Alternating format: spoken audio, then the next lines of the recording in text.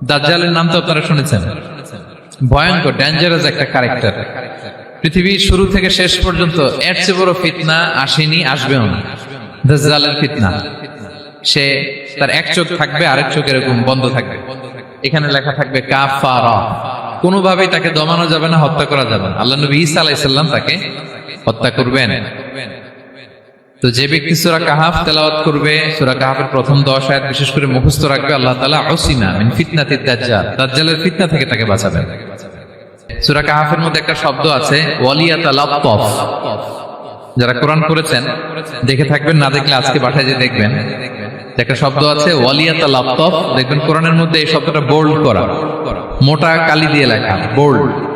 This is the middle of the holy Quran. এটা কোরআনের একেবারে মাঝখানে এই শব্দটা, এর আগে যত আয়াত তার পরে ঠিক তত আয়াত। সুবহানাল্লাহি বিহামদিহি। This is the middle of the holy Quran, এবং এটা সূরা কাহাফের মধ্যে আছে ওয়ালিয়াতালাত্তাফ শব্দটা আপনারা দেখবেন।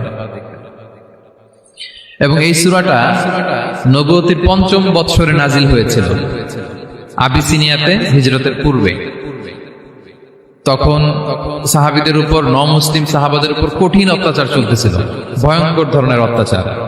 তো এই সূরাটা নাজিল করে আল্লাহ তাআলা আমাদেরকে সান্ত্বনা দিলেন এবং বুঝাতে চাইলেন এই অত্যাচার, এই জুলুমের শিকার শুধু তোমরাই হচ্ছ না, এর আগেও হয়েছে অনেকে। 7 জন যুবক ছিল রোমান সাম্রাজ্যে, তারা তাদের ঈমান বাঁচানোর জন্য এরকম কষ্টের শিকার হয়েছিল, এবং তারা যে স্বপ্ন দেখেছিল সেই স্বপ্ন আল্লাহ তাআলা বাস্তবায়ন করেছেন। তো এই ঘটনাগুলো শুনিয়ে বেসিক্যালি মক্কার যে মুসলিম সাহাবারা, তাদেরকে আল্লাহ তাআলা সান্ত্বনা দিচ্ছিলেন যে ফ্রাস্ট্রেটেড হওয়ার কিছু নেই। ওয়ালা তাহিনু ওয়ালা তাহজানু ওয়া আনতুমুল আ'লাউনা ইন কুনতুম মুমিনিন।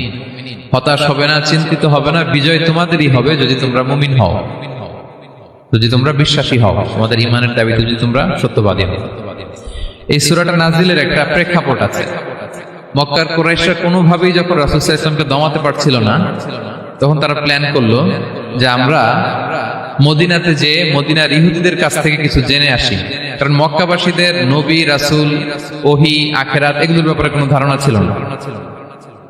তো ফলে তারা কুরাইশরা নজর ইবনে হারিস এবং উকবা ইবনে আবি মুআইত এই দুইজনকে পাঠালো, তোমরা মদিনায় যাও, মদিনায় ইহুদিরা থাকে, ইহুদিদের কাছে তাওরাত নাজিল হয়েছিল। They have idea regarding prophets and আখিরাত, আখিরাত কি, নবী কি, এগুলোর আইডিয়া তাদের আছে। তো তাদের দুইজনকে পাঠালো যে তোমরা যে তাদের জিজ্ঞেস করো যে আমাদের জ্ঞাতি ভাইদের মধ্যে থেকে একজন তো নবী দাবি করে, সে কি আসলেই নবী কিনা, আমরা কিভাবে বুঝবো?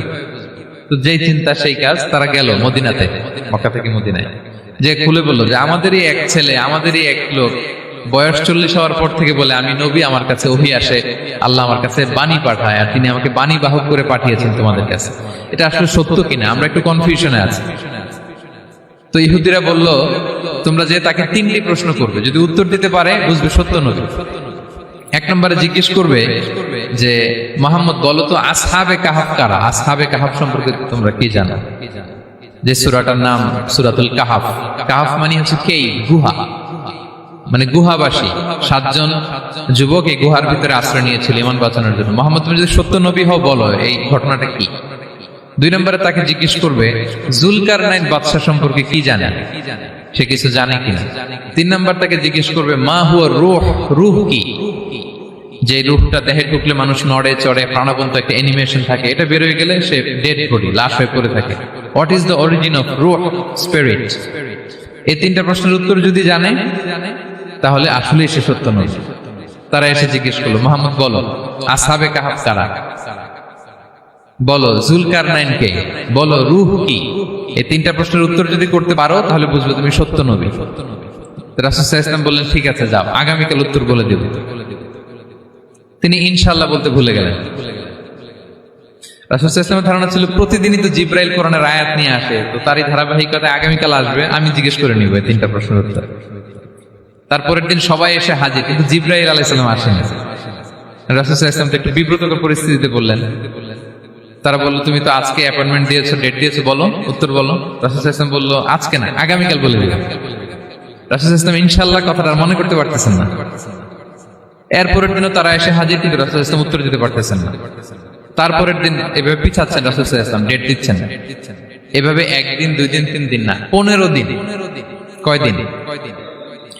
এদিকে তো এই প্রশ্নের উত্তর জানার জন্য এখন একজন দুজন আসে না, দলে বলে কাফিররা আসে, কারণ রাসূল সাল্লাল্লাহু আলাইহি ওয়াসাল্লামকে এখানে অপমান করা যাচ্ছে, ছোট করা যাচ্ছে, হেয় করা যাচ্ছে।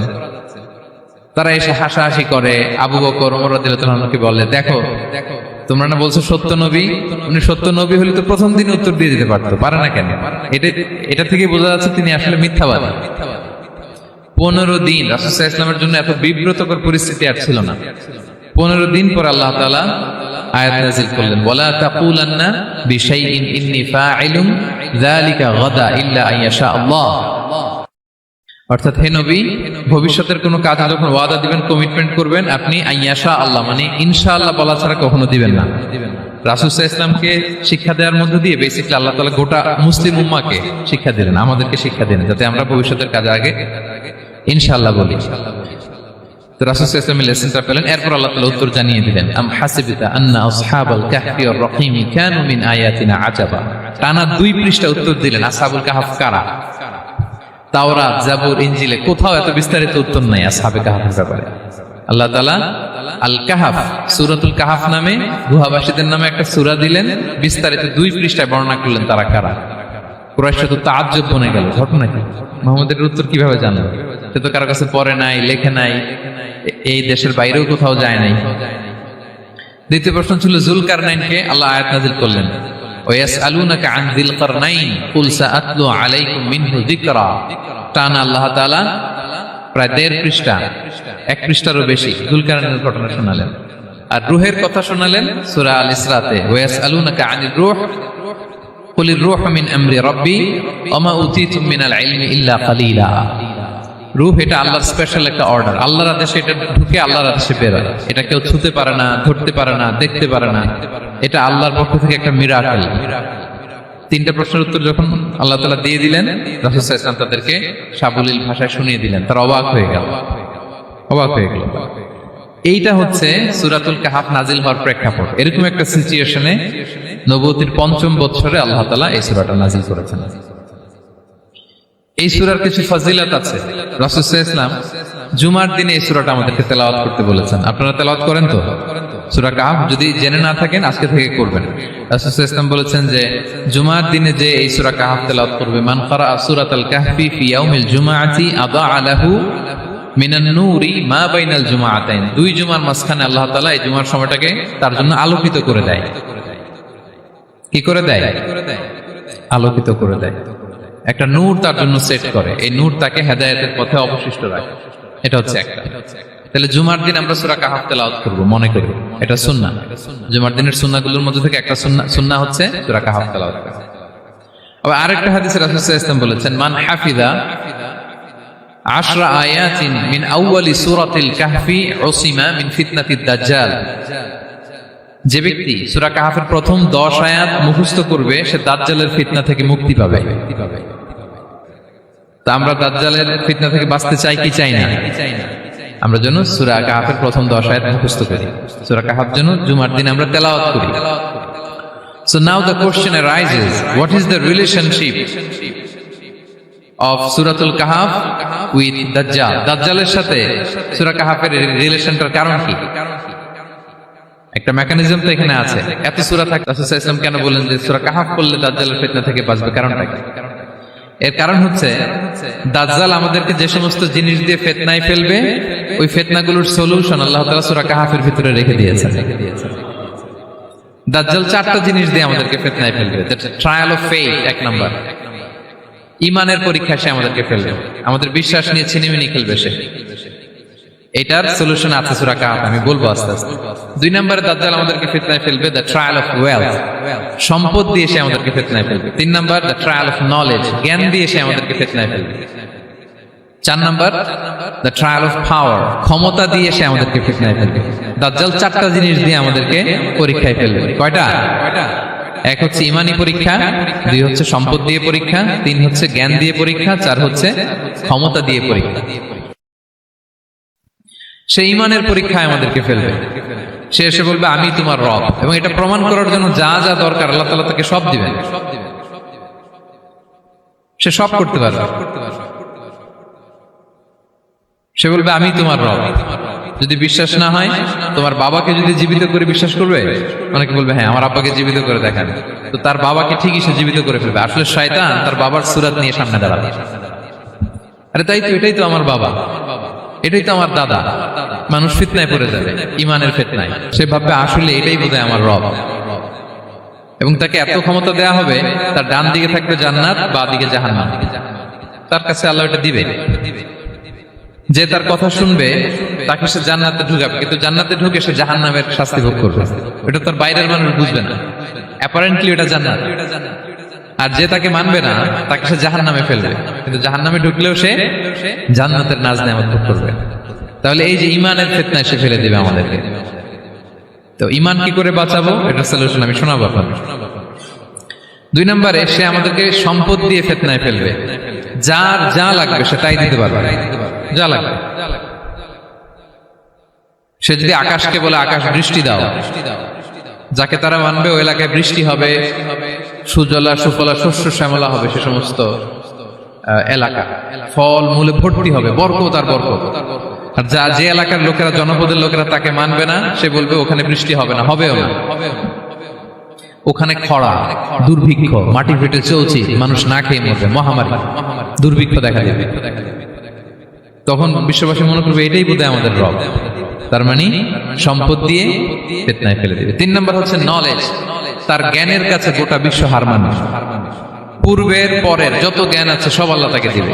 ইলমুল আউয়ালিন ওয়াল আখিরিন, এমন কোন প্রশ্ন নেই যেটা দিয়ে তাকে আটকানো যায়। যাই জিজ্ঞেস করবেন সব জানতা, সব বলে দেয়। ভবিষ্যৎবাণী বলে দিবে, বলবে আগামীকাল ওইখানে অমুক দেশে বোমা বিস্ফোরণ হবে, হবে ওইখানে, ওখানে দুর্ভিক্ষ হবে, হবে ভূমিকম্প হবে, হবে। সে যা বলবে তাই হবে। তার জ্ঞানের এই বহর দেখে মানুষ ফিতনায় পড়ে যাবে। 4 নম্বর হচ্ছে দ্য ট্রায়াল অফ পাওয়ার, ক্ষমতা। তার ক্ষমতার সামনে সবকিছু একেবারে ছিন্ন বিচ্ছিন্ন হয়ে যাবে, এত ক্ষমতা হবে তার। সে যেমনটি বলবে তেমনটি করতে হবে। বাতাসের চেয়ে দ্রুত বেগে সে এক দেশ থেকে আরেক দেশে চলে যাবে। তো তার এই সমস্ত অলৌকিক ক্ষমতা দেখে মানুষ ফিতনায় পড়ে যাবে। এবং এই ফিতনা, এই পরীক্ষার মুহূর্তগুলোতে মানুষ কিভাবে নিজেকে ধরে রাখবে তার সলিউশন আল্লাহ তাআলা সূরা কাহফে দিয়েছেন। এই 4টা ফিতনা থেকে বাঁচার জন্য আল্লাহ সূরা কাহফে 4টা ঘটনা উল্লেখ করেছেন। কয়টা? 1 নাম্বার হচ্ছে আসহাবে কাহফ, যুবকদের ঘটনা, 7 জন যুবকদের ঘটনা। ঈমান কি করে বাঁচাবেন, সলিউশন ওখানে। সম্পদের ফিতনা থেকে কিভাবে নিজেকে বাঁচাবেন, এজন্য একজন বাগানওয়ালার ঘটনা আল্লাহ সেখানে বলেছেন। জ্ঞানের ফিতনা থেকে কি করে বাঁচবেন, এজন্য আল্লাহ তাআলা মুসা আলাইহিস সালাম এবং খিজির আলাইহিস সালামের ঘটনা সেখানে উল্লেখ করেছেন। আর ক্ষমতার ফিতনা থেকে কি করে বাঁচবেন এটা বোঝানোর জন্য আল্লাহ তাআলা যুলকারনাইনের ঘটনা উল্লেখ করেছেন। 4টা ফিতনা থেকে বাঁচার জন্য কয়টা ঘটনা? 4টা ঘটনা। আমরা তাহলে একটা একটা করে ঘটনা শুনি, আমরা একটু উদ্ধার করার চেষ্টা করি যে কি কি সলিউশন আল্লাহ তাআলা আমাদের বাতলে দিলেন। 1 নম্বর হচ্ছে আসহাবে কাহফের ঘটনা। এটা 250 খ্রিস্টাব্দের সময়কালে রোমান সাম্রাজ্যের একজন বাদশা ছিল, নাম দাকিয়ানুস, প্রতাপশালী বাদশা, পৌত্তলিক, মূর্তির পূজা করে। ঈসা আলাইহিস সালাম বিদায় নিয়েছেন, 200-250 বছর হলো। তো সব নবীর ধর্মই কিন্তু ইসলাম, যদিও আমরা নাসারা বলি, ইহুদি বলি, সব নবীদের ধর্মই কি ইসলাম। তো তিনি ছিলেন পৌত্তলিক, মূর্তির পূজা করত। আর তার এলাকায় কেউ যদি ঈসা আলাইহিস সালামের নাম নিত, আখিরাতে বিশ্বাস করতো, আল্লাহ বিশ্বাস করতো, তাদেরকে তারা পাথর মেরে হত্যা করত। এজন্য ভয়ে কেউ ঈসাই ধর্মে ঈমান আনতো না, মানে ইসলামে ঈমান আনতো না। এই রাজার ভয়ে সবাই মূর্তির পূজা করত। কিন্তু 7 জন যুবক ছিল, তারা স্রোতে গা ভাসিয়ে দেয়নি, স্রোতের বিপরীতে তারা ঈমান নিয়ে দাঁড়িয়েছে। তারা ঈসা আলাইহিস সালামের রেখে যাওয়া সত্য ধর্মের উপর ঈমান এনেছিল, আখিরাতে তারা বিশ্বাস করত। তো এই 7 জন যুবকের কথা ছড়াতে ছড়াতে রাজা দাকিয়ানুসের কাছে চলে যায়। উনি তো রেগে মেগে আগুন ডেকে পাঠালো 7 জনকে। তো তাদেরকে জিজ্ঞেস করলো তোমরা কাকে মানো? বলতেছে এক আল্লাহকে মানি। সাহসী, খুবই সাহসী। বলতেছে তুমি কি জানো তোমরা কার সামনে কথা বলতেছো? আমি তো তোমাদেরকে মৃত্যুদণ্ড দিতে পারি। তারা বলে দেন, কিন্তু আমরা সব বিসর্জন দিলেও ঈমান বিসর্জন দিতে পারবো না। সুবহানাল্লাহ। তিনি বললেন তোমরা যুবক মানুষ, রক্ত গরম, আবেগে কথা বলতেছো, 3 দিন সময় দিলাম, যাও। ঈসার নাম ভুলে যাও, আখেরাত ভুলে যাও, আল্লাহর নাম ভুলে যাও, 3 দিন পরে তোমাদেরকে আবার ইন্টারভিউ নেব। ওই দিন যদি একই কথা বলো, পাথর মেরে 7 জনকে দুনিয়া থেকে উড়িয়ে দিবে।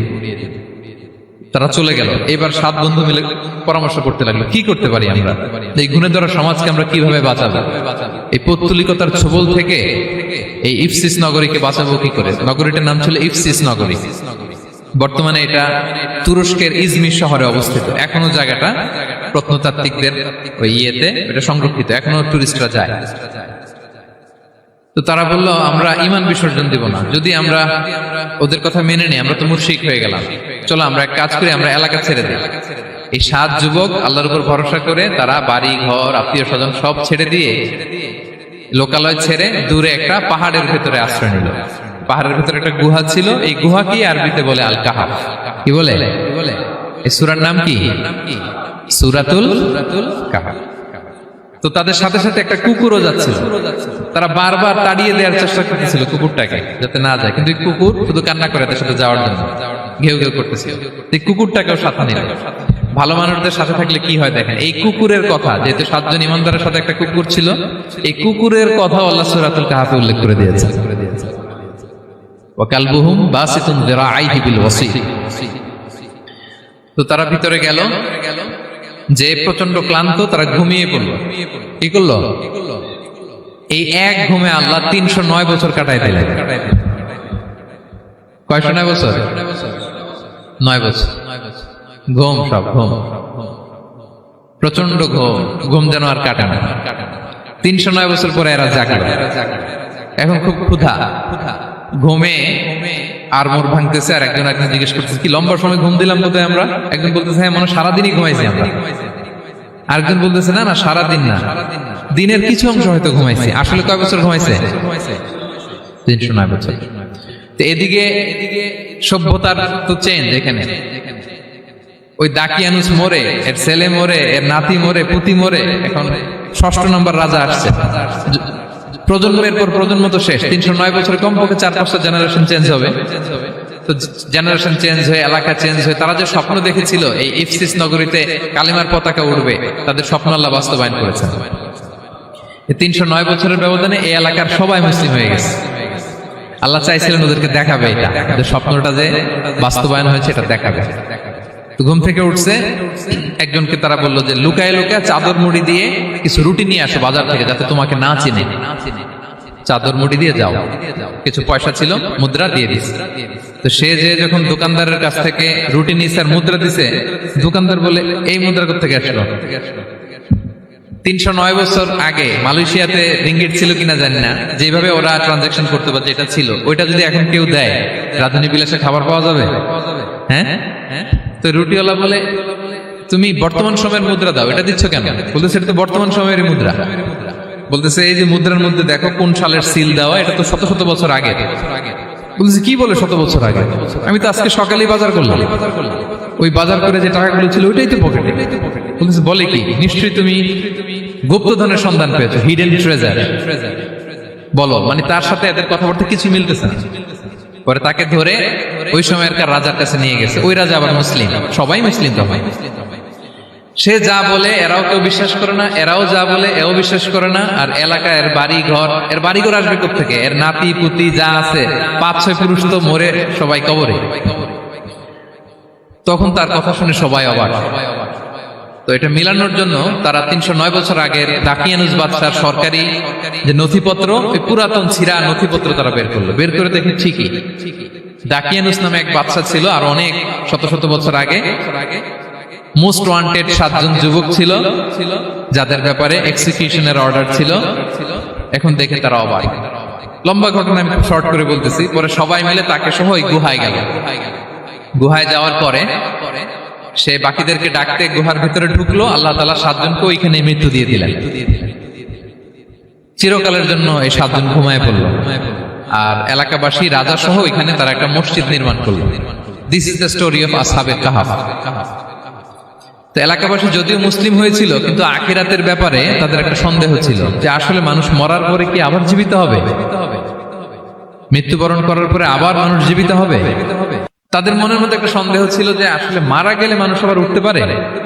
তো তাদের এই সন্দেহ দূর করার জন্য আল্লাহ তাআলা এই 7 জনকে 309 বছর ঘুম পাড়িয়ে আবার জীবিত করলেন। সুবহানাল্লাহ বিহামদিহি। তাহলে ঈমান কিভাবে বাঁচাতে হয় এটার প্রেরণা আমরা এই 7 যুবকের কাছ থেকে পাই। এখানে যেটা আমরা শিখি প্রিয় ভাইরা, 1 নম্বর লেসন হচ্ছে আমাদের গুড কোম্পানি লাগবে, রাইটাস পিপল, মানে আমাদের সার্কেলটা ভালো হইতে হবে। তাদের 7 জনের সার্কেলটা খুব ভালো ছিল, ফলে তারা বিপথে যায় না এবং তারা এমন শক্ত সিদ্ধান্ত নিয়েছে যে আল্লাহ তাআলা সেটাতে বরকত দিয়েছেন, গোটা সমাজকে আল্লাহ তাআলা চেঞ্জ করে দিয়েছেন। এটা হচ্ছে 1 নম্বর লেসন। আপনি ঈমান বাঁচাতে হলে আপনার সার্কেল ভালো লাগবে। খুঁজবেন যে এলাকায় যাবেন ওখানে নামাজি সার্কেল কারা আছে, ওখানে জ্ঞানী গুণী সার্কেল কারা আছে, ওখানে ভালো কাজ করতে চায়, একে অপরকে সহযোগিতা করে, কল্যাণের পথের যাত্রী কারা আছে খুঁজতে হবে আপনাকে। খুঁজে ওই সার্কেলে আপনি যুক্ত হবে, তাইলে ঈমান বাঁচানো যাবে। ক্লিয়ার? আচ্ছা। 2 নাম্বার হচ্ছে conflict between believers and disbelievers it's universal. সত্য মিথ্যার লড়াই এটা চিরন্তন, আজীবন থাকবে। এটা ওনাদেরও ছিল, এখনো আমাদের লড়াই করে যেতে হচ্ছে, আমাদের ভবিষ্যৎ প্রজন্মও করবে। এই লড়াইটা আমরা করে যেতে চাই। কি বলেন? হ্যাঁ, থামা যাবে না? আমরা থামতে আসিনি, আমরা এই লড়াইটা করে যাব। আমরা সত্যের কথা বলেই যাব ইনশাআল্লাহ। বলেন 3 নাম্বার হচ্ছে যে লেসনটা আমরা পাই, অনেকগুলো লেসন, আমি খুব প্রেসাইজলি বলতেছি। যুবকরা চাইলে একটা সমাজকে পাল্টে দিতে পারে। এই পৃথিবীতে যত বড় বড় বিপ্লব হয়েছে এগুলো যুবকরা এনেছে। তারা হচ্ছে সভ্যতা গড়ার কারিগর। আসহাবে কাহাফ আমাদের এই সময়ের নওজোয়ানদের জন্য প্রেরণা, তারা আমাদের জন্য প্রেরণার বাতিঘর। তারা যেমনি ঈমানকে রক্ষা করেছে, আমাদের যুবকরা চাইলেও তাদের ঈমানি চেতনাতে স্পিরিট দিয়ে সমাজটাকে পাল্টে দিতে পারে। কি বলেন? এখানে বেশিরভাগই তো যুবক। হ্যাঁ, গুড সার্কেলে থাকবেন তো আপনারা? সত্যের পক্ষে সবাই থাকবেন তো? আল্লাহ তাআলা কবুল করুন। আচ্ছা, এবার 2 নাম্বার ছিল সম্পদের ফিতনা, কিভাবে বাঁচবেন। আসহাবে কাহাফের পরে সূরা কাহাফে আল্লাহ তাআলা একজন বাগানওয়ালার ঘটনা বলেছে। 2 জন বন্ধু, একজন একটু গরিব, সে বিশ্বাসী, আরেকজন ধনী, সে অবিশ্বাসী। তাকে আল্লাহ তাআলা বিশাল বড় খেজুরের বাগান আর আঙ্গুরের বাগান দিয়েছেন, বিশাল বড়, অনেক বড় বিজনেস ম্যাগনেট। তো এই সম্পদের অহংকার সে করত। সে প্রায় তার গরিব বন্ধুকে বলতো যে তোর চেয়ে আমার সম্পদও বেশি, সন্তানও বেশি, জনবল বেশি, লোকবল বেশি, অর্থবল বেশি, সব বেশি। অহংকারে তার পা মাটিতে পড়তো না। আর সে আখিরাতে অবিশ্বাস করত এবং সে বলতো যে এই সম্পদ আমারে বাঁচাবে, চিরকাল আমাকে স্মরণীয় করে রাখবে, এই সম্পদ কোনোদিন যাবে না। অনেক বড় বড় ধনীরা আছে, তারা এরকম মনে করে যে আমি এত বড় সিআইপি, হ্যাঁ, আমি এত বড় বিজনেস ম্যাগনেট, এই দিন বোধহয় আর চেঞ্জ হতে পারে না, আমার আজীবনই বোধহয় এত পাওয়ার থাকবে, এত সম্পদ থাকবে। এটা ভুল ধারণা। এটা কি ভুল ধারণা? এই যে তুরস্কে দুর্ভিক্ষ হইল না, আপনারা দেখছেন না যে অনেক সম্পদের মালিক বাড়ি ঘর ভেঙে রাস্তার ফকির। এখন ওই যে ডিফিউজিদের জন্য যে খাবার আসছে ওখানে লাইনে দাঁড়াইছে, কারণ এখন লাইনে না দাঁড়ালে খাবারও তো মিলবে না। 1000 কোটি টাকার মালিক ছিল, ভেঙে চুরে সব শেষ। এখন রিলিফের নেওয়ার জন্য দুস্থদের কাতারে ওখানে দাঁড়াইছে, কারণ দাঁড়াইলেই কিছু খাবার পাওয়া যাবে, খিচুড়ি পাওয়া যাবে, তা না হলে তো খাবারটাও মিলবে না। এই যে বঙ্গবাজারে আগুন লাগলো আমাদের বাংলাদেশে, 20টা-25টা দোকান ছিল অনেকের যাদের অন্যান্য বিজনেস আছে তারা হয়তো সার্ভাইভ করতে পারতেছে, কিন্তু এমন অনেক ব্যবসায়ী ছিল সব শেষ, জ্বলে পুড়ে, তার টাকা পয়সা পুঁজি স্বপ্ন সব শেষ। তো ধনীকে গরিব বানাতে আল্লাহর 1 সেকেন্ডও লাগে না। ওই বিশাল প্রাসাদ থেকে টেনে ভাঙ্গা থালা হাতে দিয়ে রাস্তায় নামাইতে আল্লাহর কয় সেকেন্ড লাগে বলেন তো? 1 সেকেন্ডও লাগে না। সো এই লেসনটা কিন্তু আমাদের নিতে হবে। এবং ওই ব্যক্তির নসিবে তাই ঘটেছিল। সে যখন অহংকার করতেছিল, আল্লাহ তাআলা আকাশ থেকে হুসবান একটা আগুন পাঠালো। ওই আগুনে সে তার আঙ্গুরের বাগান, তার খেজুরের বাগান, বিশাল মাইলকে মাইল এই বাগান জ্বালিয়ে পুরো মুহূর্তের মধ্যে সারখার করে, এবং মুহূর্তের মধ্যে সে পথের ভিখারি, ফকির। এই ঘটনাটা এনে আল্লাহ তাআলা সম্পদশালীদেরকে রিমাইন্ডার দিলেন যে এই সম্পদের ফিতনায় তোমরা পড়ে যেও না। আমরা সম্পদশালী হলে বাস্তবতা অনেক সময় ভুলে যাই। সূরাতুল হুমাজাতে আল্লাহ তাআলা বলেন ইয়াহসাবু আন্না মালাহু আখলাদা। সম্পদশালীরা মনে করে এই সম্পদ আমাকে চিরকাল বাঁচিয়ে রাখবে, চিরকাল বোধহয় এই সম্পদ আমার হাতে থাকবে। না, এটা হাতের ময়লা, আজ আছে কাল নাই, যে কোনো সময় চলে যেতে পারে। এটা হচ্ছে ম্যাটেরিয়ালিস্টিক আউটলুক, বস্তুবাদী চিন্তা থেকে এই আমাদের ধনী ভাইদের এই সমস্যাটা হয়। ভোগবাদী চিন্তার প্রভাব আর কি। সম্পদ যখন হাতে থাকে ধরাকে সরাজ্ঞান করে, মনে করে যে সবই আমার কন্ট্রোলে। না, আপনারে ওই গরিবের কাতারে আনতে, ওই রিলিফের সম্পদ নেয়ার জন্য ওই লাইনে দাঁড় করাইতে আল্লাহর 1 সেকেন্ডও লাগে না। এটা খেয়াল রাখতে হবে। আমরা যখন প্রাইভেট কারে চড়ি, মাঝে মাঝে অনেকে এসে হাত পাতে, এদেরকে ছোট করা যাবে না। গল্পটা আল্লাহ ভিন্ন করতে আল্লাহর 1 সেকেন্ডও লাগে না। ওইদিকে আমি দাঁড়ায় হাত পাততাম আর উনি প্রাইভেট কারে বসে থাকতো। আল্লাহ চাইলে এরকম করতে পারতেন না? পারতেন। এখান থেকে আমাদের জন্য শিক্ষা হচ্ছে, সম্পদ এটা ক্ষণস্থায়ী, আজ আছে কাল নাই। এটা ক্ষণস্থায়ী, এটাকে এভারলাস্টিং মনে করা যাবে না। এভারলাস্টিং হচ্ছে আখিরাত। ওয়ালাল আখিরাতু খায়রুল লাকা মিনাল উলা, আখিরাত তোমার জন্য দুনিয়ার চেয়ে শ্রেষ্ঠ। এবং আল্লাহ তাআলা দৃষ্টান্ত একটা দিয়েছেন যে দুনিয়ার জীবনটা হচ্ছে কামা, ওই পানির মতো যেটা আনজালনাহু মিনাস সামা, আকাশ থেকে নাজিল করেছি। ওই পানি ক্ষেতের মধ্যে পড়ে ফসল, ফুল ফসল হয়েছে।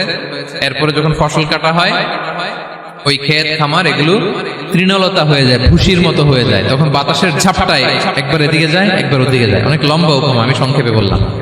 তো শেষ আউটপুটটা হচ্ছে এটা, সম্পদ এটা মুহূর্তেই চলে যেতে পারে।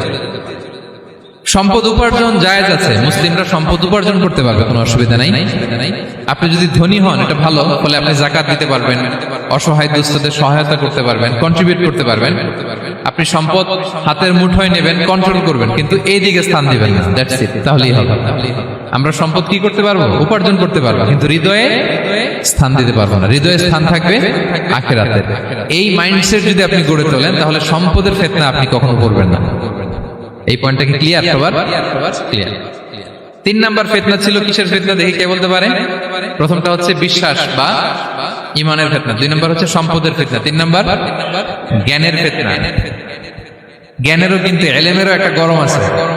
যার ইলম আছে তার মধ্যে এই সমস্যাটা কাজ করে। সেটার জন্য আল্লাহ তাআলা মুসা আলাইহিস সালাম, খিজির আলাইহিস সালামের ঘটনা বলেন। আমি খুব সংক্ষেপে বলবো, সময় কম। মুসা আলাইহিস সালাম হচ্ছে বনি ইসরাইলের নবী, আর খিজির আলাইহিস সালাম কেউ বলেছেন নবী, কেউ বলেছেন আল্লাহর ওলি। আসলে আরবিতে ওনার নাম খদির, আমরা বাংলায় বলি খিজির। খদির মানে সবুজ। উনি যে কোনো জায়গায় বসলে ওখানে মরা গাছ, লতা পাতা এগুলো সবুজ হয়ে যেত। অনুর্বর এলাকার উপর দিয়ে হেঁটে গেলে ওটা উর্বর হয়ে যেত। তো মুসা আলাইহিস সালাম একবার ওয়াজ করতেছেন এইভাবে বনি ইসরাইলের সামনে, খুতবা দিচ্ছেন। হঠাৎ এক লোক দাঁড়ায় বলে, ইয়া নবী আল্লাহ, মান আ'লামু ফিল আরদ, বর্তমান পৃথিবীতে সবচেয়ে জ্ঞানী কে? মুসা আলাইহিস সালাম বলেন, ফাকালা আনা, আমি। কি বললেন? উনি আসলে ভুল কিছু বলেন নাই, কারণ প্রত্যেক জামানার নবীকেই আল্লাহ তাআলা সবচেয়ে বেশি জ্ঞান দিয়ে পাঠান, কারণ তার কাছে ওহীর জ্ঞান আসে, অদৃশ্যের খবর আসে, ইলমুল গায়ব আসে। কিন্তু এই উত্তরটা আল্লাহ তাআলার পছন্দ হয় না। আল্লাহ তাআলা চাচ্ছিলেন মুসা যদি বলতো আল্লাহ তাআলাই জানে কি জ্ঞানী বা আল্লাহই সবচেয়ে জ্ঞানী, এরকম হলে ভালো হতো। কিন্তু মুসা আলাইহিস সালাম কি বলছে? আমি। এখন প্রশ্ন করলো সবচেয়ে বড় জ্ঞানী কে? উনি কি বললেন? আমি। এই যে আমি, এটাতে ঝামেলা আছে। আমি বড়, আমি জানি, আমি সব। This is problematic. আল্লাহ এটা পছন্দ করলেন না। আল্লাহ তাআলা মুসা আলাইহিস সালামকে বললেন, মুসা তুমি যে বলছো তুমি জ্ঞানী, না তুমি জ্ঞানী না, তোমার চেয়ে বড় জ্ঞানী আছে। মুসা আলাইহিস সালাম বলে, তাই নাকি? আমার চেয়ে বড় জ্ঞানী কে? তো আল্লাহ তাআলা বললেন, ইযহাব ইলা মাজমাইল বাহরাইন, 2 সাগর বা 2 নদীর মিলনস্থলে যাও, ওখানে আমার এক বান্দা আছে তোমার চেয়েও জ্ঞানী। মুসা আলাইহিস সালাম বললেন, তাই নাকি? তো আল্লাহ আমি কিভাবে চিনি উনি কোথায় থাকে, কিভাবে বুঝবো? আল্লাহ বললেন, একটা বড় মাছ নাও, এটাকে ফ্রাই করো, এটাকে ফ্রাই করে একটা ঝুড়ির ভেতরে নাও, যেখানে এই মাছটা সাগরে ঢুকে যাবে ওখানে আমার বান্দাকে পাবে। তো উনি ওনার সহযোগী ইউশা ইবনে নুনকে নিয়ে হাঁটতে লাগলেন। হাঁটতে হাঁটতে এক জায়গায় ক্লান্ত হয়ে পাথরের পাশে বিশ্রাম নিলেন। ওই পাথর থেকে আবার এক ধরনের পানি বের হয়, পানিটারে বলে আবে হায়াতের পানি, মাউল হায়াত, জীবন নদীর পানি। এই পানি কোনো মৃত প্রাণী বা বস্তুর গায়ে লাগলে ওটা জীবিত হয়ে যায়। তো ওনারা পাথরে হেলান দিয়ে বিশ্রাম নিচ্ছিলেন। ওই পানি ওই ফ্রাই করা মাছের গায়ে লাগার সাথে সাথে মাছ জীবিত হয়ে ঝুড়ি থেকে বের হয়ে সাগরে ঢুকে গেছে। ওনারা আর খেয়াল করেন না। এরপর আবার হাঁটতে লাগলেন। হাঁটতে হাঁটতে যখন ক্লান্ত তখন বলে, এই ইউশা, আমাদের ওই মাছ, ফ্রাই মাছটা দাও, এখন খাই। ঝুড়ি খুলে দেখে মাছ নাই। মাছ গেল কোথায়? তখন ইউশা বললো, হয়তো আমরা যে পাথরের ওখানে বিশ্রাম নিয়েছিলাম ওখানে আমরা মিসিং, ওখানে হারাই ফেলছি। চলো চলো, আরে ওইদিকে তো যাইতে হবে আমাদের। উনি গেলেন, যে দেখে মাছ যে জীবিত হয়ে বালুর এদিকে নাড়াচাড়া করতে করতে সাগরে ঢুকে গেছে, ওখানে দাগ আছে। মুসা আলাইহিস সালাম ঢুকলেন সুরঙ্গ, ঢুকে দেখে চাদর গায়ে দিয়ে এক লোক শুয়ে আছে। সালাম দিলেন, আসসালামু আলাইকুম। ওই লোক চাদর আর সরায় না, ভিতর থেকে বলতেছে ওয়ালাইকুম আসসালাম। তো চাদরের ভিতর থেকে উনি বলে মানান, তুমি কে? মুসা আলাইহিস সালাম বললেন আনা মুসা, আমি মুসা। উনি বলেন মুসা বনি ইসরাইল, বনি ইসরাইলের মুসা? বলেন হ্যাঁ। কেন এসেছো? এবার চাদর খুললেন, বলতেছে আপনার কাছ থেকে কিছু শিখতে আসছি। আল্লাহ বলছে আপনি নাকি সবচেয়ে বড় জ্ঞানী। আমি ভুল করে বলে ফেলছিলাম আমি, আল্লাহ বলছেন যে আপনি নাকি জ্ঞানী। বলতেছে না, তুমি আমার জ্ঞান নিতে পারবে না, ওই ধৈর্য শক্তি তোমার নাই। মুসা আলাইহিস সালাম বললেন যে আপনি যে কোনো শর্তে আমাকে একটু রাখেন কয়েকদিন আপনার সাথে, আমি রাজি। বললেন না, তুমি পারবে না। মুসা আলাইহিস সালাম জোর করতে লাগলেন, অবশেষে খিদির আলাইহিস সালাম রাজি হলেন। বললেন শর্ত হচ্ছে আমি যাই করি আর না করি আমাকে কোনো প্রশ্ন করা যাবে না। মুসা আলাইহিস সালাম বললেন ওকে। সফর শুরু হলো। সামনে নদী, এক লোক তাদের নৌকা দিয়ে নদী পার করায় দিল। নদী পারাপারের পর খিজির আলাইহিস সালাম লাঠি দিয়ে নৌকার তলাটা ছিদ্র করে দিলেন। মুসা আলাইহিস সালাম বললেন ইন্না লিল্লাহি, এটা আপনি কি করলেন? ওরা আমাদেরকে নদী পার করে দিল, আর যে ভাড়াটা আসছিল এটাও নিল না, আমাদেরকে সম্মান দেখালো, আপনি নৌকা ছিদ্র করে দিলেন। খিজির আলাইহিস সালাম বলছে এই যে আমি বলছিলাম না তুমি ধৈর্য ধারণ করতে পারবে না, যাও তোমার রাস্তায় তুমি আমার রাস্তায় আমি। মুসা আলাইহিস সালাম আবার ক্ষমা চাচ্ছেন যে আপনি আমার ক্ষমা করেন, আমি তো ভুলে গেছি। আর প্রশ্ন করবেন না। চলতে লাগলেন। হঠাৎ বাচ্চারা খেলতেছে, এক বাচ্চাকে ধরে হত্যা করলেন খিজির আলাইহিস সালাম। এবার তো মুসা আলাইহিস সালাম রেগে গেছে, আপনি করলেনটা কি? নিষ্পাপ ফুলের মতো শিশুকে হত্যা করলেন। খিজির আলাইহিস সালাম বলে এই যে আমি জানতাম যে তুমি ধৈর্য ধারণ করতে পারবে না, তোমার রাস্তা এক আমার রাস্তা আরেক, যাও। এবার মুসা আলাইহিস সালাম করজোর করতেছে যে this is the last chance, একটা ফাইনাল চান্স দেন, একটা সুযোগ দেন, আর আমি প্রশ্ন করবো, এটাই লাস্ট। বলেন ওকে ঠিক আছে। হাঁটতে হাঁটতে এক ইহুদি বসতির সামনে যে হাজির, দুজনই খুব ক্ষুধার্ত, খাবার চাইলো, এরা আবার কৃপণ, খাবার দিল না। তো খিজির আলাইহিস সালাম বললেন ঠিক আছে, খাবার যেটা দিচ্ছেন আমরা চলে যাই। যাওয়ার পথে দেখতেছে এই এলাকার একটা দেয়াল ভেঙে পড়ে যাবে। তিনি বলেন মুসা চলো এটা ঠিক করে দেই। দুইজন মিলে প্রচন্ড ক্ষুধায় এটা সেটা এনে দেয়ালটা তৈরি করতেছে। মুসা আলাইহিস সালাম তো এমনি রাগী, পেটে আবার ক্ষুধা, আবার বলছে কিছু বলাও যাবে না। তিনি এবার প্রশ্ন করেন, বলতেছে ওরা এত কিপটামি করলো আর আপনি এটা করে দিলেন, আপনি তো চাইলে এটা টাকা নিতে পারতেন, পারিশ্রমিক নিতে পারতেন চাইলে। এই কথা বলার পর খিজির আলাইহিস সালাম বললেন হাযা ফিরাকু বাইনি ওয়া বাইনি, এখানেই তোমার আর আমার সেপারেশন, আর সামনে আগানো যাবে না, তোমার কোনো ধৈর্যই নেই।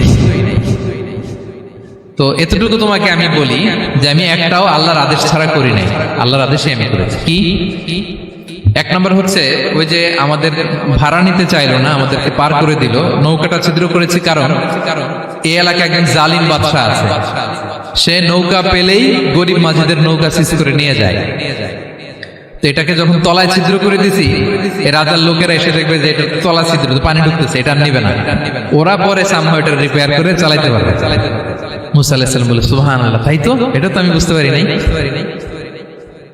আর ওই ছোট শিশুটাকে হত্যা করছি, ও অনেক বড় জালিম হবে এলাকা, তার ফিতনায় এলাকাবাসী তটস্থ থাকবে, সে তার মা বাবাকেও জাহান্নামে নেবে। এজন্য আল্লাহ তাআলা আদেশ দিয়েছেন আমাকে, আল্লাহর আদেশে আমি তাকে হত্যা করেছি। মুসা আলাইহিস সালাম বললেন তাই তো, এটা তো অনেক ভালো কাজ করছেন তাইলে। তো বলতেছে তাহলে ওইটা বলে, খাবারও দিল না, এত কৃপণ, এদের দেয়াল কেন ঠিক করতে গেলেন আপনি? তখন তিনি বললেন যে আসলে এটা একটা ইয়াতিমদের ঘর ছিল, দুইটা ইয়াতিম শিশু, তাদের বাবা মা খুব ভালো ছিল, আর এই দেয়ালের নিচে আছে গুপ্তধন, এই দেয়ালটা পড়ে যাবে, এই গুপ্তধন তারা ছোট মানুষ নিতে পারবে না, এলাকাবাসী তাদেরকে বঞ্চিত করে নিয়ে যাবে। আমি দেয়াল গড়ে দিলাম যাতে করে তারা যখন প্রাপ্তবয়স্ক হয় নিজেদের সম্পদ নিজেরা বুঝে নিতে পারে। সুবহানাল্লাহ বিহামদিহি। মুসা আলাইহিস সালাম বলে তাই তো, এগুলো তো আমি বুঝতে পারি নাই।